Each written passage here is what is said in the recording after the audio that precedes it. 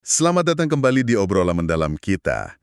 Hari ini nih kita mau fokus ke satu gagasan yang menurut saya cukup keren dari pengantar buku The Champion's Mind. Hmm, Idenya tuh gini, kalau Anda bisa melihat kehebatan, Anda itu punya kehebatan itu. menarik. Sumber kita ya dari pengantar buku itu. Nah, kita mau coba bedah bareng, apa sih maksudnya? Terus gimana ini bisa ngebuka potensi dalam diri kita gitu. Oke. Anda pernah nggak sih mungkin kagum lihat, wah aksi keren atlet kayak Tony Womack pas momen genting, atau tenangnya Tiger Woods. Sering lah ya. Nah, buku ini punya pandangan unik soal rasa kagum itu. Oke, ayo kita gali nih. Iya, jadi gagasan intinya itu memang lumayan provokatif ya. Maksudnya gini, buku ini bilang, waktu Anda ngenalin kualitas hebat di orang lain, misalnya tenang, fokus, atau daya juang gitu.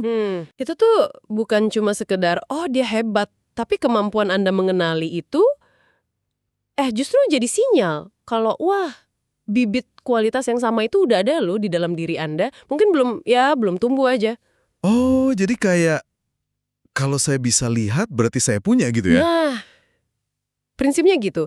Saya bisa lihat, berarti saya punya potensi itu. Ini kan nantang kebiasaan kita yang biasanya cuma kagum aja dari jauh, terus merasa, nggak mungkin lah saya kayak gitu. Iya sih, seringnya gitu.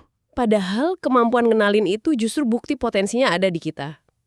Menarik, menarik banget pendekatannya. Tapi, bukannya kita seringnya kepaku sama keunggulan fisik ya? Kayak ya ampun, rentang tangan Michael Phelps kan luar biasa, atau larinya Usain Bolt. Betul. Rasanya agak susah gitu ngebayangin kita punya itu cuma karena kita bisa lihat. Gimana buku ini menyeimbangkan ini, antara kagum sama fisik dan potensi mental yang katanya kita punya itu? Nah, ini pertanyaan bagus. Buku ini emang nggak nutup mata kok soal keunggulan fisik. Ya, disebutin tuh Phelps, Federer, Bolt. Iya kan? Tapi, nah ini poinnya, penekanannya itu kuat banget di pikiran di balik performa itu. Jadi oke, fisik penting. Tapi yang bikin mereka konsisten di puncak, itu kan mentalitas juaranya. Mentalitasnya ya. Betul. Ketahanan, fokus, keyakinan diri. Nah, mentalitas inilah yang buku ini bilang bisa kita kenali, dan karena bisa kita kenali ya berarti bisa kita kembangkan juga di diri sendiri. Nggak peduli bakat fisik bawaan kita gimana. Oke, oke. Ini jadi kayak fondasi buat jadi juara versi diri sendiri gitu. Nggak harus di olahraga, di bidang apa aja. Jadi fokusnya lebih ke kualitas mental yang kita kagumi itu ya. Oke, paham. Terus kalau gitu, langkah awalnya gimana nih? Buat mulai ngaktifin potensi yang katakanlah masih tidur itu. Buku ini ada nyinggung soal visualisasi ya? Tepat sekali. Visualisasi. Tapi penting nih, visualisasi di sini tuh bukan sekedar ngelamun mosong ya. Bukan ngelamun ya? Oke. Bukan. Ini lebih ke menciptakan gambaran mental yang wah jelas banget tentang gimana rasanya. Terus seperti apa jadinya pas Anda udah jadi versi terbaik diri Anda itu. Hmm, Ada kutipan bagus deh dari pelatih Anson Dorrance soal Mia Hamm. Ini ngena banget. Visi seorang juara itu katanya adalah seseorang yang nundut, basah kuyup keringat, udah capek banget, pas nggak ada orang lain yang lihat. wow. Dalam banget itu. Iya kan? Jadi visualisasi yang nyambung ke aksi nyata. Kerja keras di balik panggung gitu. Oke, oke. Jadi visualisasi yang justru mendorong aksi ya, bukan malah gantiin aksi. Ini jadi nyambung dong sama kutipan lain yang disebutin. Dari Sergei Bubka itu, lakukan baru katakan. Persis, nyambung banget. Para juara itu, ya menurut buku ini ya, mereka nggak nunggu dapat wangsit atau motivasi lagi bagus banget. Hmm. Mereka ya mulai aja, bertindak hari ini.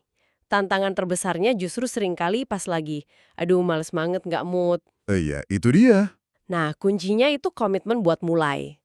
Coba aja paksain mulai dengan niat penuh, walau targetnya cuma 30 menit pertama deh. Cuma 30 menit ya. Iya, seringnya begitu udah mulai, malah keterusan. Momentumnya dapat. Itu bagian dari ngebangun pola pikir juaranya juga. Tetap gerak walau ada ragu. Oke. Jadi kalau kita coba rangkum nih ya, inti dari pengantar buku ini sebenarnya adalah perubahan cara pandang yang lumayan kuat ya. Betul. Ngelihat kehebatan orang lain itu bukan cuma wah keren, tapi bisa jadi kayak panggilan gitu ya, buat ngenalin dan bangun potensi yang mirip di diri kita sendiri. Tepat sekali. Itu titik berangkatnya.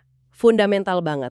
Sebelum nanti buku ini masuk ke lebih jauh ngebahas skill-skill mental yang lebih spesifik, kayak gimana nentuin tujuan yang benar, visualisasi yang detail, self-talk. Dialog internal itu ya? Iya, dialog internal yang ngebangun, terus manajemen energi, fokus, macam-macam lah. Tapi semua itu dasarnya ya keyakinan awal ini. Hebat yang Anda lihat di luar sana, itu ada resonansinya di dalam diri Anda. Oke. Nah, sebagai penutup nih ya, mungkin sebuah pemikiran buat Anda yang dengerin bawa pulang. Pas Anda lagi kagum nih, lihat orang lain tenang banget di bawah tekanan. Atau lihat teman kerja gigih banget ngejar sesuatu. Coba deh, jangan berhenti di situ aja. Tapi coba tanya ke diri sendiri, oke, langkah kecil apa ya yang konkret, yang bisa saya lakuin hari ini juga buat mulai numbuhin dikit aja kualitas itu di diri saya. Nah, itu dia pertanyaannya. Ingat kata Muhammad Ali, juara itu nggak diciptakan di gym. Juara itu terbuat dari sesuatu yang mereka punya jauh di dalam diri mereka. Keinginan, mimpi, visi. Jadi apa nih visi kecil Anda buat hari ini?